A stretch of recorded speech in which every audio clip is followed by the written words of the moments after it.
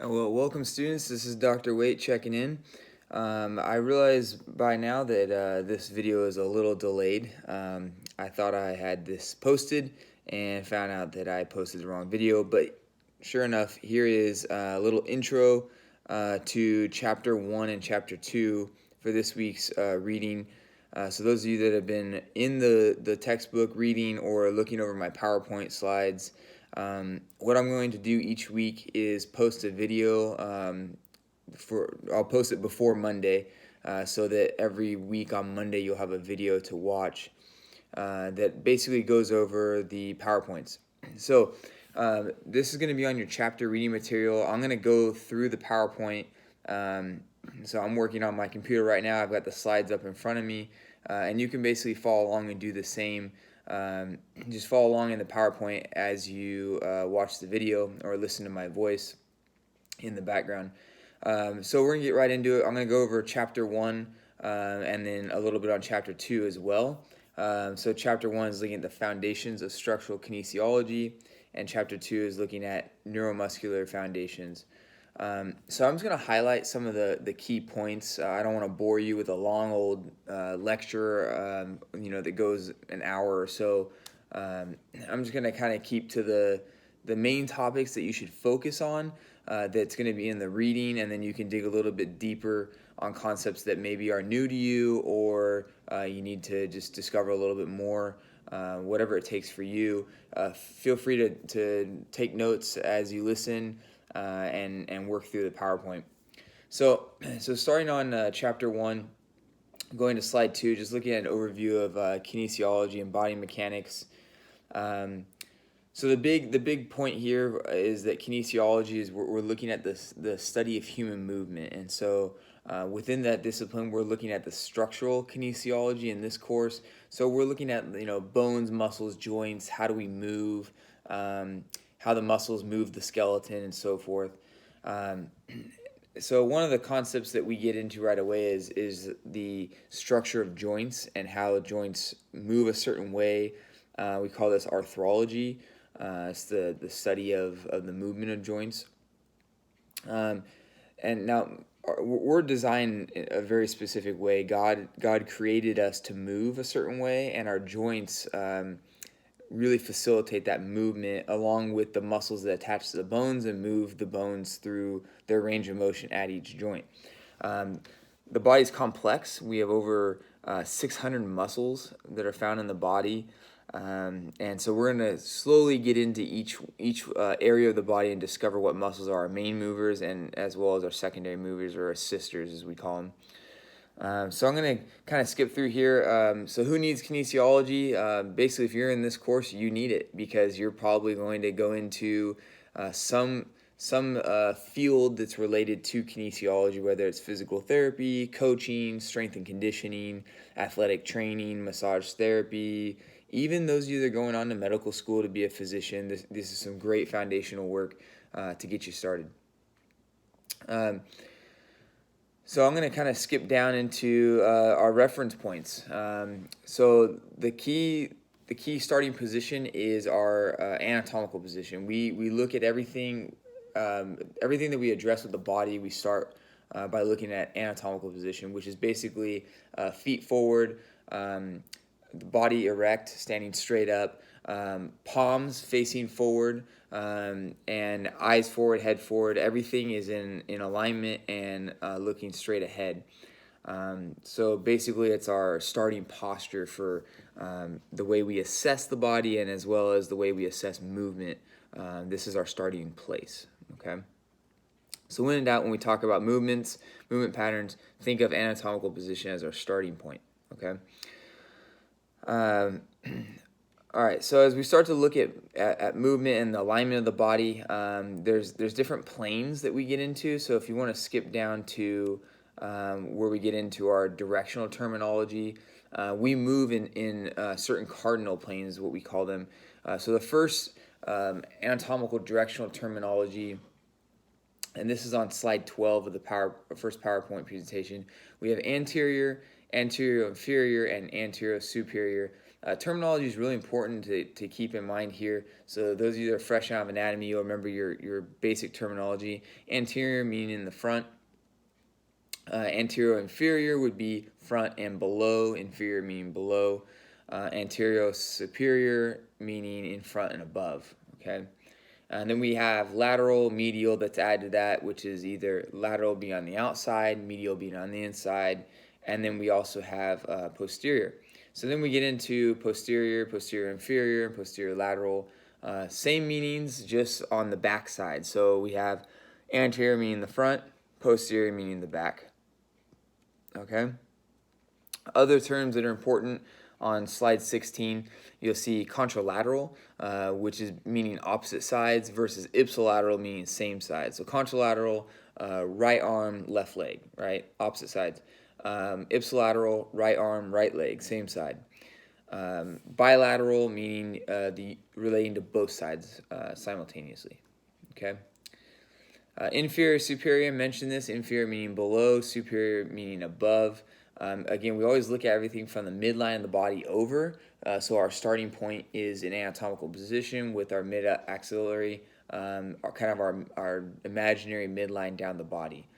So all movement is from the middle of the body out, and then we use these terms to determine or to explain where movement is occurring and where to locate things on the body.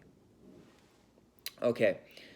Other key terms to keep in mind on slide 19, you have caudal, meaning below in relation to another structure or inferior, and cephalic, meaning higher or superior, meaning closer to the head. Okay. Other terms, deep and superficial. Deep meaning it's beneath or below a surface. Superficial meaning closer to the surface or above something in relation to pointing out where it is. Distal, further away. Proximal, closer to. Lateral, I mentioned this already, being on the outside. Medial, towards the inside. Median is another term related to being towards the middle, closely related to medial. Just different ways to explain directions related to the body and the anatomy of the body. Okay, we're gonna move down to another two key terms you'll see a lot are prone and supine. Prone is meaning face down or lying on the stomach, and supine is facing up or lying on your back.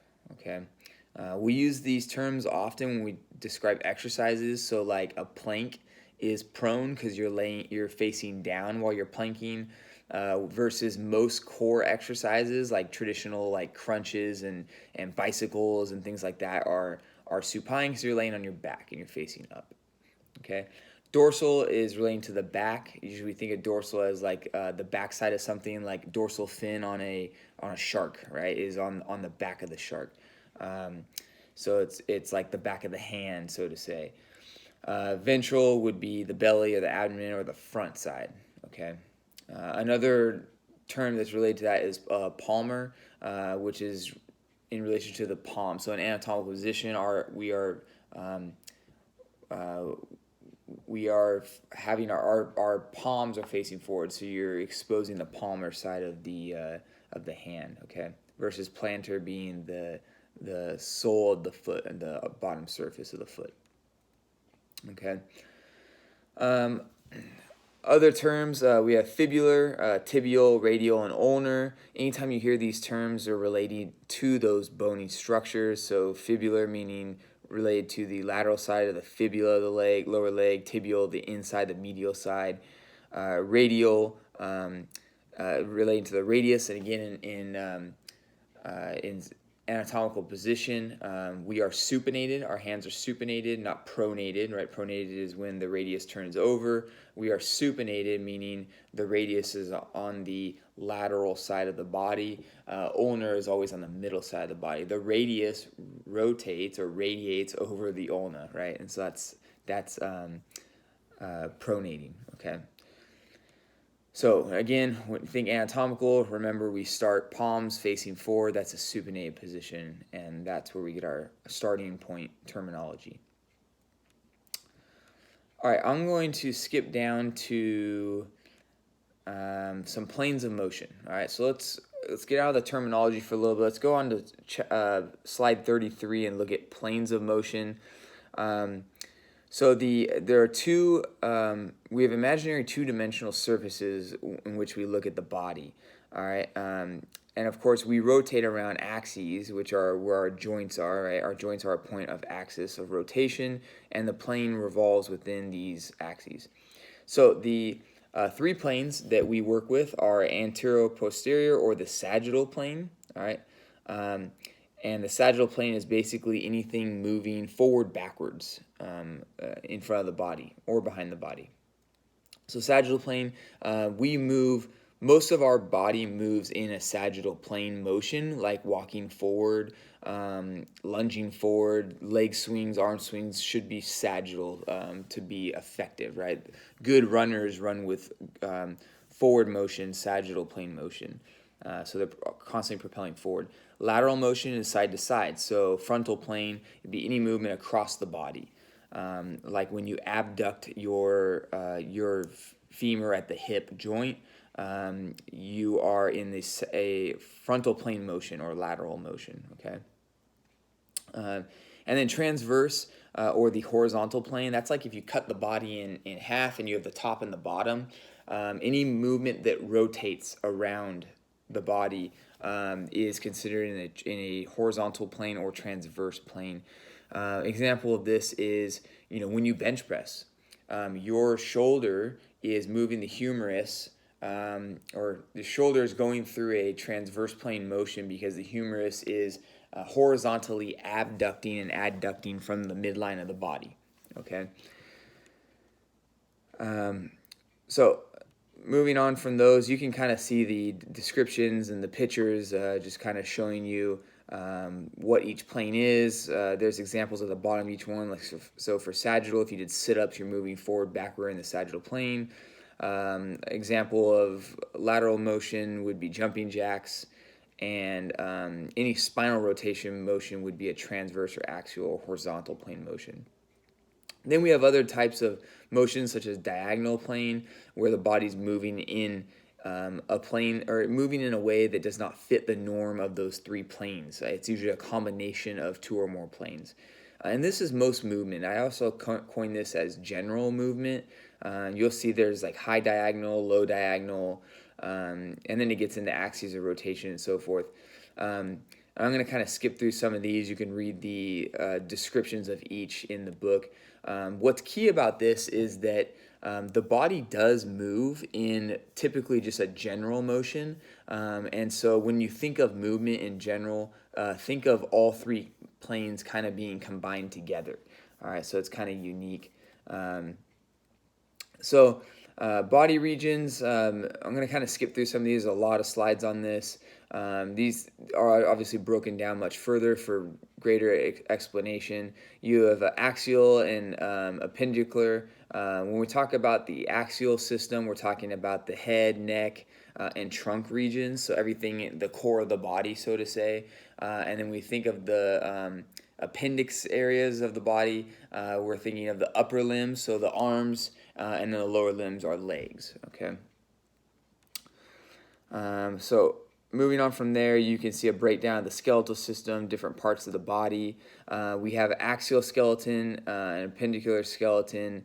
The axial has about 80 bones, and the appendicular about 126 bones. So more bones in our appendixes than, so in our arms and legs, than in the actual axial skeleton itself. This is unique because when you look at the osteology, you realize that the number of bones and the design of the bones makes it unique to the ability to move, both in big structural movements and smaller acute controlled movements, like such as in the hands, right? We have lots of bones in the hands that allow us to do very specific things. Okay, so types of bones. We have long bones, short bones, flat bones, irregular bones, and sesamoid bones. Sesamoid being the patella is an example of sesamoid, kind of a unique one. Long bones are basically the big long ones, the humerus, the fibula, the femur, the tibia. Those are all long bones. Short bones, carpals, tarsals, a lot of the bones in the feet and the hands, some in the face and so forth. Irregular bones, ischium, pubis, maxilla, those are bones that are shaped funny, like your jawbone, right? That's the maxilla. Okay, so moving on from that, you can see a description of each type of bone. Bony features are really important. The different types of bony features indicate where growth occurs, such as the epiphyseal plates or growth plates. You can see where the dense bone is and the porous bone. Other things to note. So I'm moving on through slide 62 and forward. You can see the development of bone growth. I'm not going to get too much into this. This is kind of a review of your basic physiology and anatomy. So if you need a little touch up on that, you can spend some more time looking at bone growth. Okay, the things that are really important to us as kinesiologists and looking at movement, we want to look at bone markings. So if you go down to slide 70, it starts to get into the bone markings. These are important because these are where what attaches. Tendons, right? If you said muscles, you were close. It's the tendons attached to the bony structures, which then attach to muscles, which allow us to pull on the bones and move them through their range of motion. So, important parts here, condyle, facets, heads, other processes that ligaments attach to, crest, epicondyles, line process, spine, spinous process, suture, tuberosities, the list goes on and on. So there's a lot of terminologies here, and then we can get into each one of those terminologies individually, but I won't get too far into that. I want to look at classification of joints. We have synarthrodial, amphiarthrodial, and diarthrodial. These are really important. Synarthrodial, not movable at all. All right.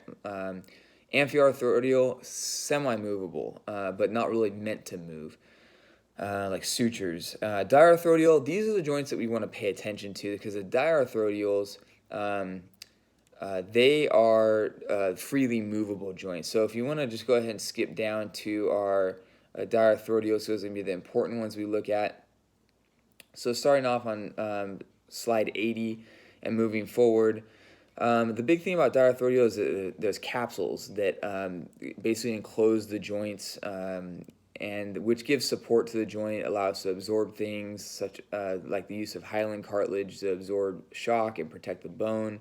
There's fluid in these capsules, a lot of components within the capsule, so you can take a look at those. The different types of diarthrodial joints, if you go to slide 85, it gets into 6 different types. We have arthrodial, gingimus, trochoidal, condyloid, inarthrodial, and sellar. So those are the anatomy names for them. But we have other terms that we coin to describe these. So if you look at arthrodial, that's our gliding joints.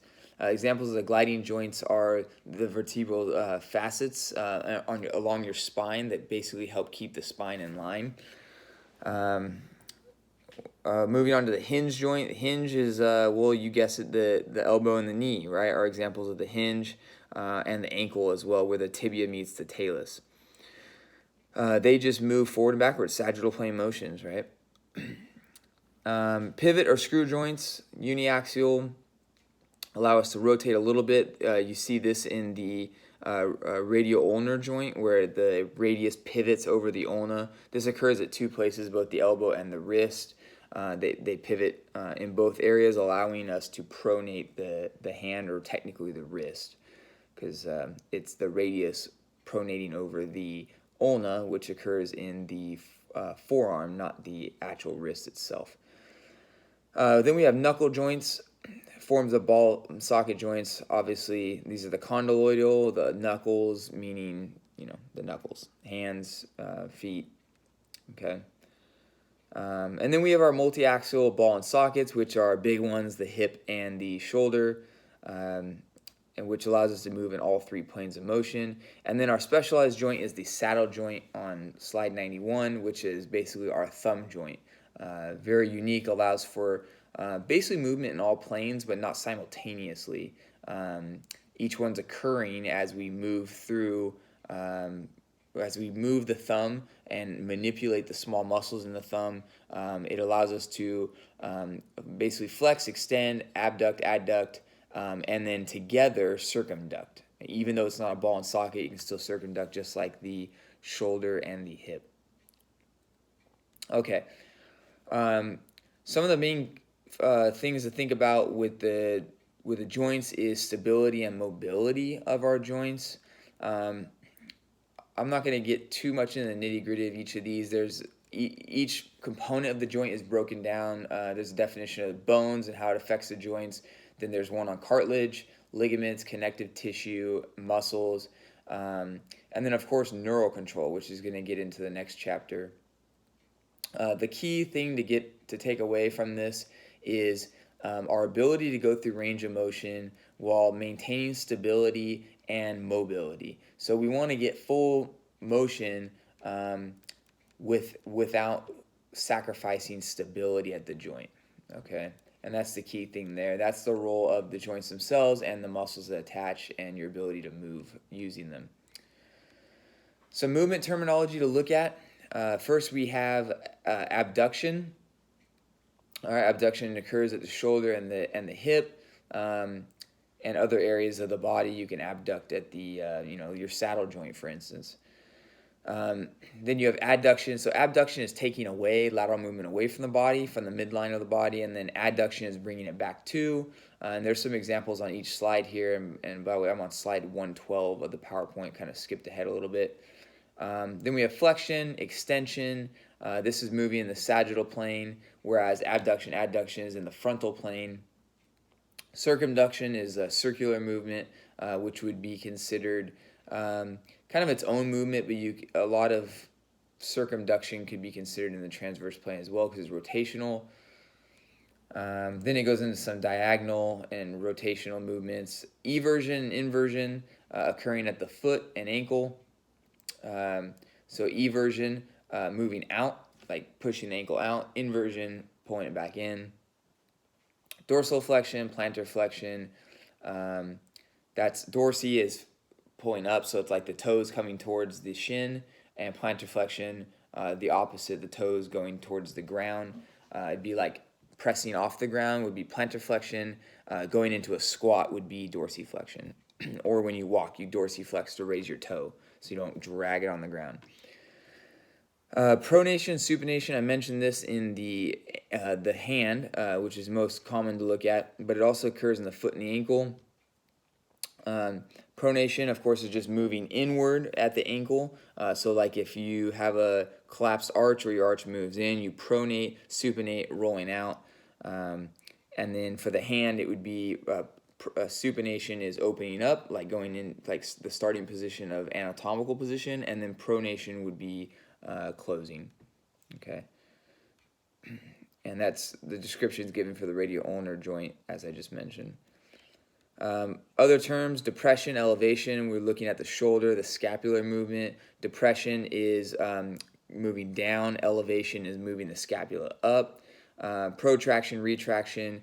Protraction is moving forward, like if you're reaching for something, and retraction would be moving it back, like you're rowing something or pulling in towards the body. Upward rotation, downward rotation. Basically, you're looking at if I reach up, my scapula is upwardly rotating. If I pull down, if the humerus comes down or the humerus adducts back towards the body, then it's downwardly rotating. And then when you get into the horizontal adduction and abduction, we're looking at the movement of the glenohumeral joint, your shoulder joint, in the transverse plane. Like I mentioned the example earlier of a bench press, you are horizontally adducting going forward and horizontally abducting coming back. Okay, I'm going to move forward to, you can look at the wrist movements, there's some specific movements and so forth. There is a list of movement icons that gives you an idea of each joint and what action occurs in each plane, and good descriptions of each of those. So I'm going to stop here. Go ahead and spend some time looking through the joint actions and movements. There's some other motions that we look at. This PowerPoint is really really in depth, and there's some websites towards the end of it. There's up to 150 slides, and then it gets at 152, and then at slide 153, there's some interactive websites for you to visit to kind of discover more about the body and how it moves. So next, we are going to move on to chapter 2, which is neuromuscular foundations.